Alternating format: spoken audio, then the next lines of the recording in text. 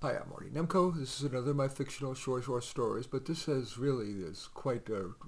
a real situation for many PhDs. It's called the PhD's Dilemma. I was a good but not outstanding student at college. I got a 3.2 GPA, which isn't bad for a molecular biology major. I took a practice GRE and got in the 75th percentile, again good, but not great. Because of that, and because Daniel and I were going to marry early and I wanted kids early, I decided to not apply to graduate school.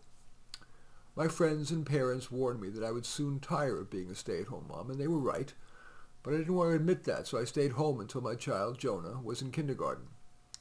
Then I took a GRE prep course, volunteered in a former professor's lab, and applied to 10 Ph.D. programs in neuroscience, hoping that at least one would accept me. Why neuroscience?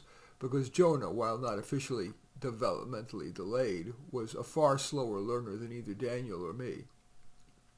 I guess he took after Daniel's dad, who flunked out of college because it was too hard, and ended up jumping from low-level job to low-level job his entire career. So I wanted to study the biological basis of learning and reasoning. Surprisingly, I got into 3 of the 10 programs and chose the one that wouldn't require us to move, the genetics PhD program at the University of New Hampshire. We like living in New Hampshire because it's politically moderate, crime and traffic are light, and the cost of living is relatively low. The latter was especially important to us because Daniel's a musician and modern classical composer, and is loath to give it up for a straight job. He says that he needs to give it a few more years to see if he takes off, and if not, then he'll look for something that pays decently. Well, fast forward, I completed my PhD, couldn't land a decent job, so I had to do a 3-year postdoc at just $55,000 a year. At that point, Daniel had gotten just enough nibbles to keep him reluctant to give up his music career. For example, the New Hampshire Symphony commissioned him to write a concerto and paid him $15,000 for it. It even got great reviews. I felt the dilemma was mine. I finally got a decent job offer, but not in a university where I hoped I could have pursued my genetics of intelligence research.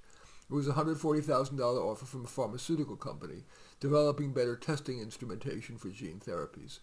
But I also had heard that Wall Street hires mathematically oriented PhDs and pays big. So I applied to 3 Wall Street firms and lo, got an offer, $340,000. I am not sure what I want to do. Anyway, that story is called The PhD's Dilemma. As usual, I welcome your thumbs up and accept your thumbs down. I always look forward to your comments and especially like it if you hit the share button below. Share on your social media so that my efforts can have broader impact. And I am flattered if you choose to subscribe to my channel.